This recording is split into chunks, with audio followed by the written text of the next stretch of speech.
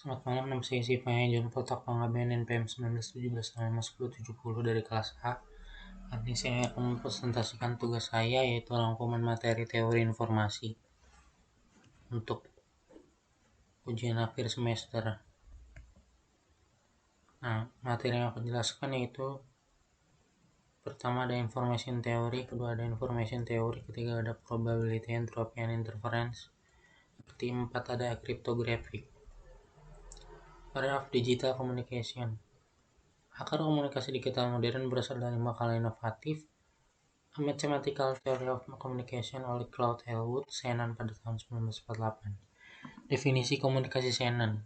Masalah mendasar komunikasi adalah mereproduksi pada satu titik baik secara tepat atau kira-kira pesan yang dipilih pada titik lain. Seringkali pesan memiliki makna yang tidak relevan dengan masalah rekayasa. Kenan Shannon. Shannon ingin menemukan cara untuk mentransmisikan data secara handal ke seluruh saluran dengan kecepatan maksimal.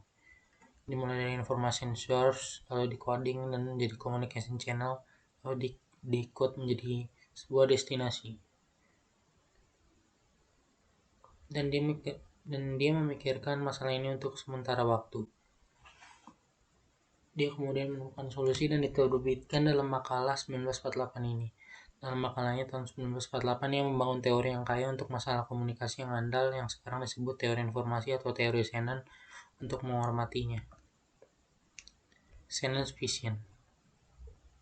Jadi Shannon's Vision itu di sini ada urutan proses yaitu dari data yang diolah menjadi source encoding, lalu diolah menjadi channel encoding, setelah itu menjadi channel, setelah channel menjadi channel decoding, lalu menjadi source decoding, lalu disampaikan ke user untuk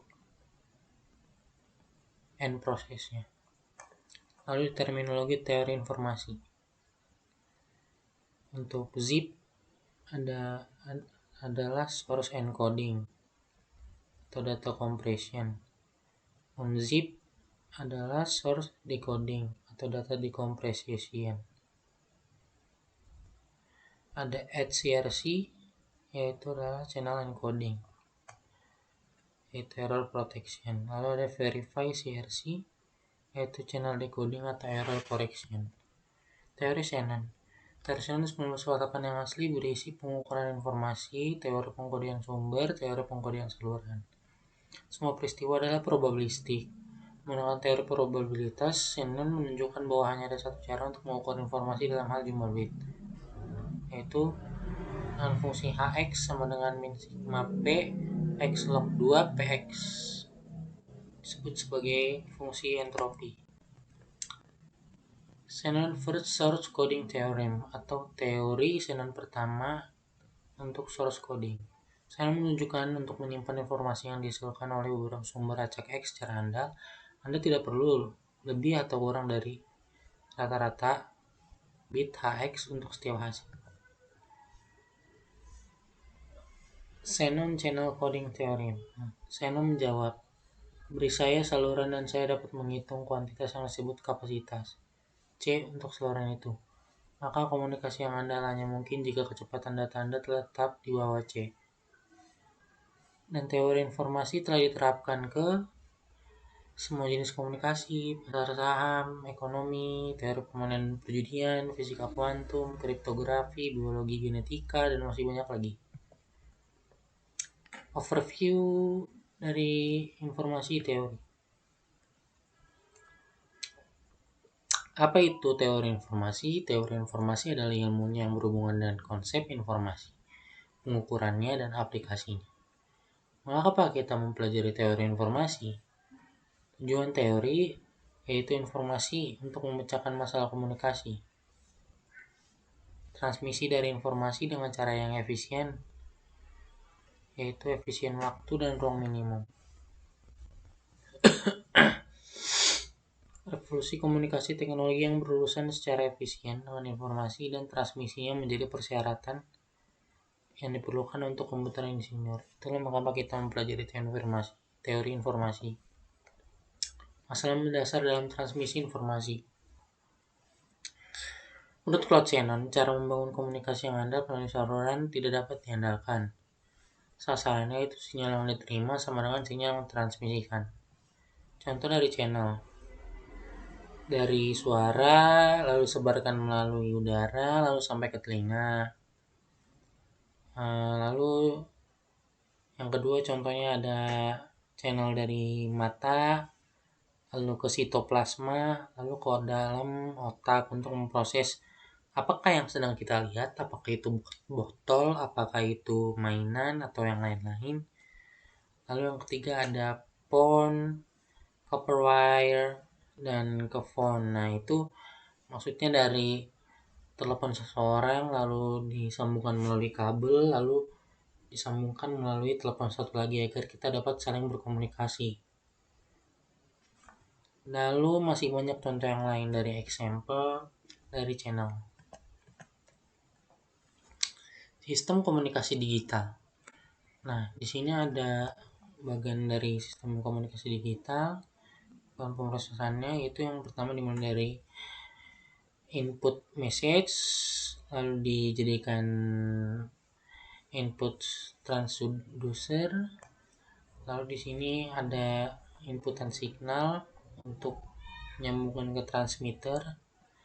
Lalu di sini ada transmitted signal yang diproses dari transmitter lalu masuk dalam channel, yaitu suara-suara yang akan disebarkan lalu disebarkan melalui receiver, yaitu receive signal.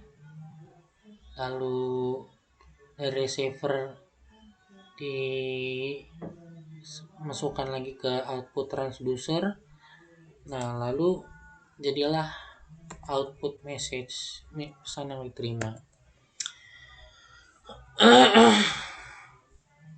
3 tipe informasi.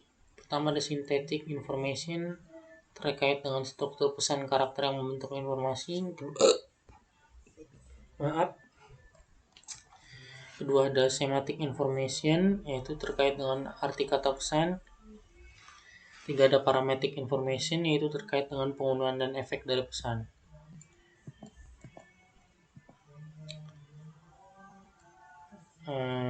Di sini kita akan melihat bagian-bagian dari informasi teori main global. Bagaimana urutan simbol informasi tersebut sehingga dapat digunakan dengan paling efektif untuk transmisi dengan cara listrik? Nah, ini caranya ada seperti ini. Yang pertama ada tanpa memori, simbol yang dihasilkan dari sumber pesan bersifat independen. Lalu ada discrete, sumber menghasilkan independen simbol dalam satu waktu yang berbeda. Ada yang tidak bergerak, yaitu ide stasioner dari sebuah sumber tidak menuntut perubahan dengan waktu. Probability, entropy, and inference. Apa itu probabilitas? Probabilitas adalah peluang atau kemungkinan dari suatu kejadian terjadi atau tidak dan seberapa besar kemungkinan kejadian tersebut berpeluang untuk terjadi. Selain itu, probabilitas juga dapat diartikan sebagai suatu cara untuk menyatakan kepercayaan atau pengetahuan terhadap seberapa besar peluang terjadinya suatu kejadian yang akan atau telah terjadi. Ensemble probabilitas. Ensemble X adalah triple X, AX, dan PX, di mana hasil R adalah nilai variabel acak yang mengambil salah satu dari serangkaian nilai yang mungkin. AX sama dengan A1, A2, lalu A seterusnya, dan AF memiliki peluang PX sama dengan P1, P2, lalu P seterusnya dengan P, R sama dengan A sama dengan P, P2, 0, dan EAR, P, R sama dengan A sama dengan 1. Notasi yang lebih singkat terkadang akan digunakan sebagai contoh P, R sama dengan A dapat dituliskan sebagai P, A atau PR. X adalah variabel acak X dengan serangkaian hasil yang mungkin. Contoh probabilitas. Contohnya, sebuah surat yang dipilih secara acak dari dokumen bahasa Inggris. Ada yang di sini gambarnya. Jika diketahui V sama dengan alfabet, V sama dengan himpunan yang berisi A, I, U, E, O, maka tentukan probabilitas V. Pembahasan diketahui P A sama dengan 0,0575. Lalu di sini ada E yaitu 0,0913. PI 0,0599, O 0,0689, PU 0,0334. Maka PV sama dengan nilai dari PI-nya di tabel ini dijumlahkan yang HIWO, dapatlah hasilnya 0,31. Probabilitas forward dan inverse masalah. Probabilitas maju melibatkan model generatif yang menggambarkan suatu proses yang diasumsikan memunculkan beberapa data. Tugasnya adalah menghitung distribusi probabilitas atau ekspektasi dari beberapa kuantitas yang bergantung pada data. Seperti masalah probabilitas maju, masalah probabilitas terbalik melibatkan model generatif dari suatu proses. Tetapi alih-alih menghitung distribusi probabilitas dari beberapa kuantitas yang dihasilkan oleh proses, kita menghitung probabilitas bersyarat dari satu atau lebih variabel yang tidak teramati dalam proses. Diberikan variabel yang diamati. Ini selalu membutuhkan penggunaan teorema Bayes. Entropi. Entropi adalah parameter yang menyatakan kandungan informasi rata-rata dari setiap simbol. Entropi dari sumber S yang mempunyai simbol-simbol S dan probability PI. Sini ada fungsi entropi. HS sama dengan sigma PI log 2 1 per PI sama dengan HP. Contoh entropi. Sebuah sumber informasi DMS memiliki simbol X, S sama dengan S1, S2, S3, S4 dengan masing-masing probabilitasnya P1 sama dengan setengah, P2 sama dengan 1 per 4, P3 sama dengan P4 sama dengan 1 per 8. Tentukan entropi untuk masing-masing sumber informasinya. Solusinya adalah HS sama dengan 1 per 2 log 2 plus 1 per 4 log 2 4 plus 1 per 4 plus 1 per 8 log 2 8 plus 1 per 8 log 2 8 sama dengan 1 per 2 ditambah 2 kali 1 per 2 ditambah 3 kali 1 per 8 ditambah 3 kali 1 per 8 sama dengan 11 per 8 atau sama dengan 1,75 bits. Kriptografi. Apa kriptografi itu? Kriptografi merupakan proses menulis atau menyampaikan pesan secara rahasia dan tersembunyi. Namun jika kita kaitkan dengan penggunaan teknologi digital, maka kriptografi adalah disiplin ilmu yang mempelajari teknik enkripsi naskah asli atau plain text yang tersusun acak dengan memanfaatkan kunci enkripsi sehingga naskah tersebut berubah menjadi teks yang sulit terbaca atau ciphertext oleh user yang tidak memiliki kunci deskripsi. Jenis-jenisnya. Di sini jenis-jenis cipher kriptografi ada hash function. Hash function dipergunakan untuk meringkas data serta mengirimkan penjelasan yang telah dirangkum. Jenis kriptografi ini menggunakan persamaan matematika, di mana algoritma akan mengambil nilai numerik sebagai input yang kemudian akan diringkas oleh hash system. Yang kedua ada public key kriptografi. Public key ini memanfaatkan dua kunci yang saling berhubungan, yaitu kunci publik dan privat. Pada jenis kriptografi ini sering menggunakan metode RSA dan beberapa contoh metode yang lain terdapat DSA, PKC, dan teknik kurva elips. Yang ketiga adalah symmetric key cryptography. Jenis symmetric key cryptography disebut juga dengan kunci rahasia yang berarti penerima dan pengirim informasi hanya menggunakan satu kunci untuk melakukan enkripsi data. Jenis kriptografi yang digunakan menggunakan AES atau Advanced Encryption System. Teknik dan algoritma. Teknik yang digunakan dalam kriptografi adalah metode scrambling, yaitu teknik pengubahan teks biasa menjadi teks sandi.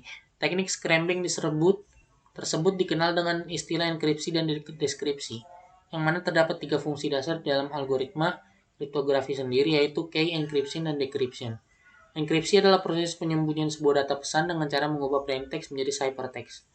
Deskripsi merupakan kebalikan dari enkripsi yang berarti bertujuan untuk memahami pesan yang ada agar dapat dibaca oleh user dengan baik.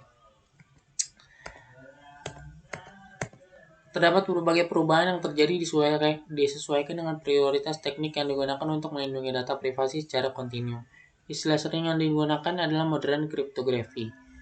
Untuk modern kriptografi ini ada 4 tahap, yaitu autentikasi, yang merupakan proses di mana pengirim dan penerima dapat mengetahui identitas dari masing-masing sumber data yang digunakan. Lalu ada confidentiality. Confidentiality adalah fitur of informasi yang terlindungi, di mana bila ada pihak atau user yang mengakses sistem tidak dapat diproses. atau terkendala dalam hak akses atau wewenang. Ketiga ada integrity, yaitu integritas merupakan fitur di mana pihak pengirim dan penerima tidak dapat merubah data tanpa sepengetahuan kedua pihak yang bersangkutan. Yang keempat ada non-repudiation, yaitu keadaan di mana pengirim dan penerima tidak dapat menyangkal atau mencegah tujuannya untuk mengubah atau menciptakan sebuah informasi. Ya, berikut telah disampaikan fitur-fitur dari modern cryptography. Nah, presentasi kita telah selesai. Kurang lebihnya mohon maaf. Terima kasih atas perhatiannya. Semoga materinya bisa bermanfaat.